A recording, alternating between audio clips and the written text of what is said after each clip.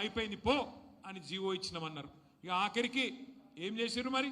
ఇవన్నీ కాదు, పార్టీ పరంగానే రిజర్వేషన్ ఇస్తామని చెప్పి పార్టీతో సంబంధం లేకుండా జరిగే పంచాయతీ ఎన్నికల్లో పార్టీ పరంగా రిజర్వేషన్ ఇస్తామని చెప్పి సన్నాయి నొక్కులు నొక్కి నిన్న సాయంత్రం కొత్తగా ఎలక్షన్ నోటిఫికేషన్ ఇచ్చారు. పంచాయతీ ఎన్నికలకు, సర్పంచ్ ఎన్నికలకు ఏమిచ్చిండ్రల్లా 42% అని చెప్పి 160 కోట్లు ఖర్చు పెట్టి రాహుల్ గాంధీ శుభాషు ఇంతకంటే గొప్ప కార్యక్రమం లేదు అని రాహుల్ గాంధీ బీహార్లో డబ్బగొట్టి ఇచ్చేసిన 42% రిజర్వేషన్లని కాకమ్మ కథలు చెప్పి ఆఖరికి నిన్న పంచాయతీ ఎన్నికల నోటిఫికేషన్ ఇస్తే ఏం చేసిండ్రల్లా?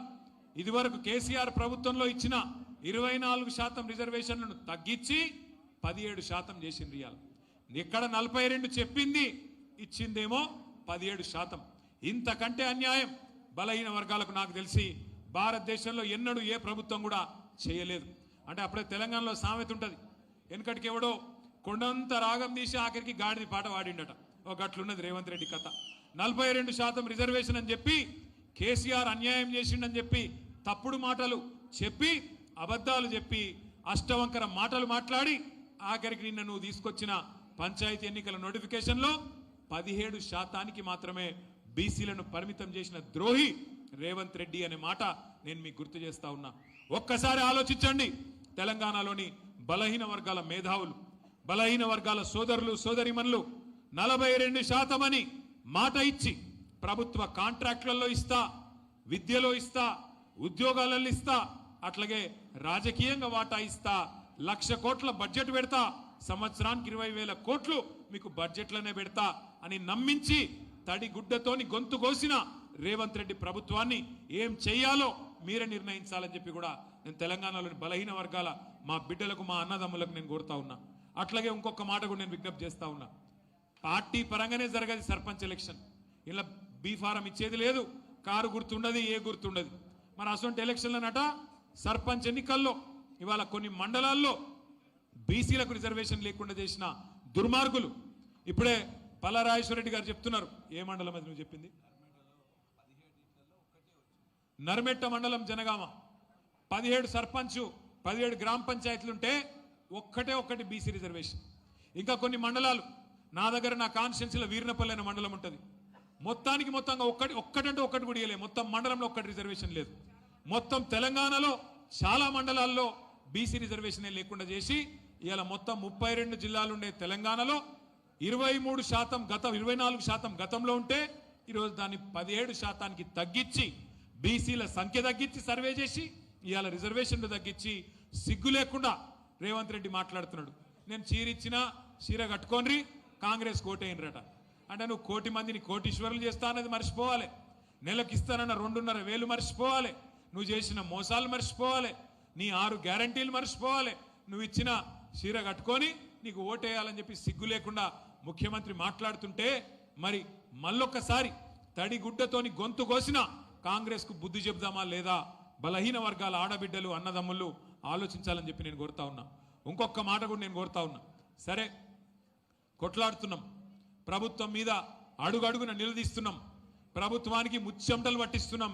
ముఖ్యమంత్రిని మొన్న జూబ్లీ హిల్స్ లో గల్లీ తిరిగేటట్టు ఉరికిచ్చినామా లేదా? మీ కళ్ళ ముంగట్నే ఉన్నది. గల్లీ ముఖ్యమంత్రి ఆఖరికి దిగజారిపోయి ఒక ఉప ఎన్నికల్లో వారం రోజులు తిరిగిండు. యూసుఫ్ గూడల పాదయాత్ర చేసిండు. గట్లాంటి పరిస్థితి వచ్చింది. ఆఖరికి ఓట్లు ఆఖరికి కొనుక్కొని గెలిచిండు. సరే ఒక సీటు పర్వాలేదు, కానీ ఒక్కటి మాత్రం గుర్తుపెట్టుకోండి ముఖ్యమంత్రి గారు, కాంగ్రెస్ నాయకులారా, ఈ ద్రోహం ఈ మోసం ఎల్లకాలం నడవది. కేసీఆర్ గారి పోరాట స్ఫూర్తితో, కేసీఆర్ గారి నాయకత్వంలో నడిచిన మా విద్యార్థుల త్యాగ నిరతితో, మా ఉద్యోగుల చూపెట్టిన బాటలో, మా జర్నలిస్టులు చూపెట్టిన బాటలో, మా తెలంగాణ న్యాయవాదులు ఆనాడు తెలంగాణ ఉద్యమంలో చూపెట్టిన బాటలో కలిసి మళ్ళీ ఒకసారి దీక్షా దివస్ స్ఫూర్తిగా కదం తొక్కుతాం. ఏ ఓరుగల్లునైతే నువ్వు అవమానిస్తున్నావో, ఏ ఓరుగల్లుకు ప్రతీకగా ఉన్న కాకతీయ కళాతోరణాన్ని ఇవాళ తెలంగాణ రాజముద్రలకెళ్ళి నువ్వు తీసేస్తున్నావో అదే ఓరుగల్లు నుంచే ప్రతిఘటన ప్రారంభమైతుంది. తప్పకుండా కాంగ్రెస్ పార్టీకి గోరీగట్టే దిశగా పోరాటం నడుస్తుందనే మాట కూడా నేను విజ్ఞప్తి చేస్తా ఉన్నా. ఒక బీసీలకే కాదు ఈ ప్రభుత్వం మోసం చేసింది, తెలంగాణలోని సబ్బండ వర్గాలకు మోసం చేస్తున్నది కాంగ్రెస్ ప్రభుత్వం. అందుకే మిమ్మల్ని నేను కోరేది కేసీఆర్ గారి స్ఫూర్తిని అందిపుచ్చుకుందాం. కేసీఆర్ గారి పోరాట స్ఫూర్తిని అందిపుచ్చుకొని సర్పంచ్ ఎన్నికైతేనేమి, ఎంపీటీసీ అయితేనేమి, జెడ్పీటీసీ అయితేనేమి, ఏ ఎలక్షన్ వస్తేనేమి కలిసికట్టుగా కదం దొక్కుదాం. ఒక్కొక్క నాయకుడు, ఒక్కొక్క కార్యకర్త, ఒక్కొక్క సోదరుడు, ఒక్కొక్క సోదరి, ఒక్కొక్క కేసీఆర్ కావాలి. ఇప్పుడు మనం ఒక్కసారి యాద్ చేసుకోండి. మనం ఒక్కరోజు ఇప్పుడు ఎంత అవుతుంది? టైం 3 అవుతుందా? 3 కొడితేనే ఆకలి అవుతుందా?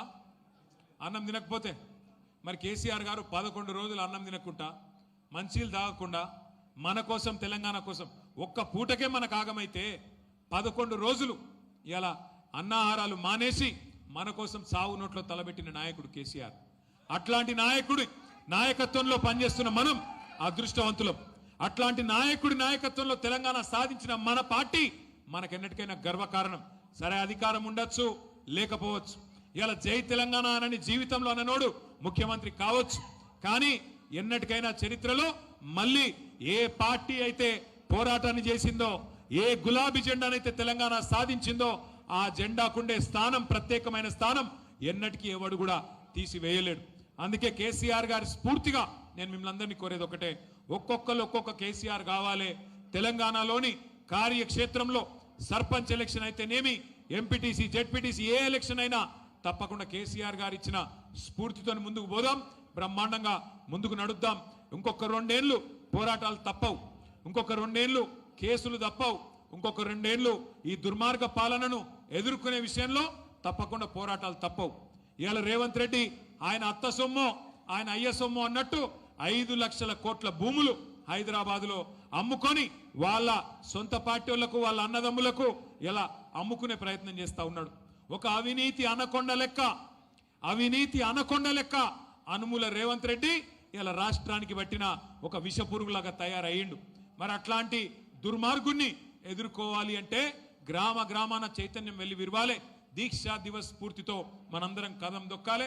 దానికి సంబంధించి కూడా ప్రత్యేక కార్యాచరణ జిల్లాల వారీగా వస్తుంది, మనం విజయవంతం చేసుకోవాలి. కానీ దానికంటే ముందు నవంబర్ 29 నాడు దీక్షా దివస్ మరి మీ హనుమకొండలో కూడా పెద్ద ఎత్తున వినయ్ భాస్కర్ గారి నేతృత్వంలో జరుగుతుంది.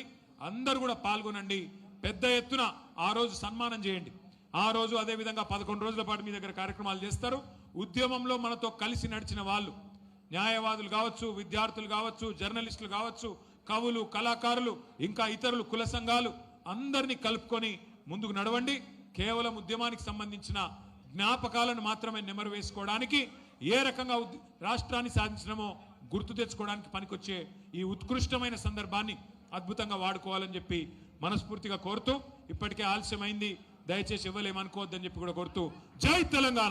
గౌరవనీయులైన మాజీ మంత్రివర్యులు శ్రీమతి సత్యవతి రాథోడ్ గారు, గౌరవ మాజీ పార్లమెంట్ సభ్యురాలు సోదరి శ్రీమతి మాలోత్ కవిత గారు, మాజీ ఎమ్మెల్యేలు గౌరవనీయులైన శ్రీ ధర్మారెడ్డి గారు, నరేందర్ గారు, గౌరవనీయులు పెద్దలు మా సుధీర్ కుమార్ అన్న గారు, సమ్మారావు గారు, సాంబారి సమ్మారావు గారు, రమాదేవి గారు, ములుగు నియోజకవర్గ ఇన్ఛార్జ్ సోదరి శ్రీమతి బడే నాగజ్యోతి గారు, సోదరి మాలోత్ కవిత గారు, మాజీ ఎంపీ గారు, గౌరవనీయులు సోదరి శ్రీమతి లలితా యాదవ్ గారు, రాకేష్ రెడ్డి గారు, మహబూబాబాద్ మాజీ శాసనసభ్యులు శంకర్ నాయక్ గారు, బీఆర్ఎస్ విద్యార్థి విభాగం రాష్ట్ర అధ్యక్షులు తమ్ముడు గెల్లు శ్రీనివాస్ యాదవ్ గారు, తమ్ముడు మాజీ కార్పొరేషన్ చైర్మన్ కేయూ విద్యార్థి నాయకుడు వాసుదేవ్ రెడ్డి గారు, జనార్దన్ గౌడ్ గారు, అట్లాగే వేదికపై ఆసీనులైన మా గౌరవనీయులైన కార్పొరేటర్లు, గౌరవనీయులైన సీనియర్ నాయకులు, గౌరవ రాష్ట్ర నాయకులు, పేరు పేరున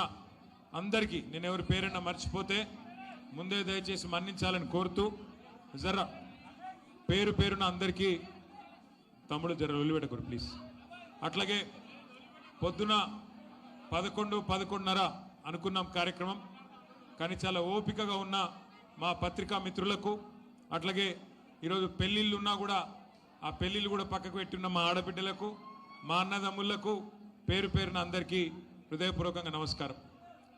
16 సంవత్సరాల కిందట పెద్దలు కేసీఆర్ గారి నాయకత్వంలో ఆనాడు తెలంగాణ ఉద్యమాన్ని, తెలంగాణ రాష్ట్ర సాధన కోసం ఆ రోజు కేసీఆర్ గారు తెగువతో, తెగింపుతో ఇచ్చిన పిలుపు, కేసీఆర్ సచ్చుడో తెలంగాణ వచ్చుడో ఏదో ఒకటి జరగాలి అనే ఒక పిలుపునిచ్చి ఆ రోజు తెలంగాణ సమాజాన్ని కదిలించిన రోజు దీక్షా దివస్. 16 సంవత్సరాల కిందట 2009 నవంబర్ 29 నాడు కేసీఆర్ గారు కరీంనగర్లో బయలుదేరి సిద్దిపేటకు పోయే క్రమంలో ఆ రోజు వారిని అరెస్టు చేసి వరంగల్ మీదుగా ఖమ్మం జైలుకి తీసుకుపోయిన సందర్భం నా మనసులో ఇంకా తాజాగా తిరుగుతూనే ఉన్నది. నాకు ఇంకొకటి బాగా గుర్తున్న అనుభవం, ఆ రోజు కరీంనగర్లో అరెస్ట్ చేసిండ్రు అలగనూరు చౌరస్తాల. అరెస్టు చేసిన తర్వాత కేసీఆర్ గారిని కారులో వేసుకొని లక్ష్మీకాంతరావు గారిని, కేసీఆర్ గారిని, నాయన్ నరసింహారెడ్డి గారిని కారులో వేసుకొని ముందుకు వెళ్ళిపోయినారు. అనుకోకుండా అక్కడ జయశంకర్ గారు, పెద్దలు ప్రొఫెసర్ జయశంకర్ గారు అలగనూరు చౌరస్తాలనే పోలీసు వాళ్ళు వారిని పికప్ చేయడం కొద్దిగా హడావుడిలో మర్చిపోయినారు. మేము కరెక్ట్గా ఇంకొక 2 నిమిషాల తర్వాత అక్కడ చేరుకున్నాం. చేరుకున్న తర్వాత జయశంకర్ గారిని తీసుకొని కారులో ఎక్కి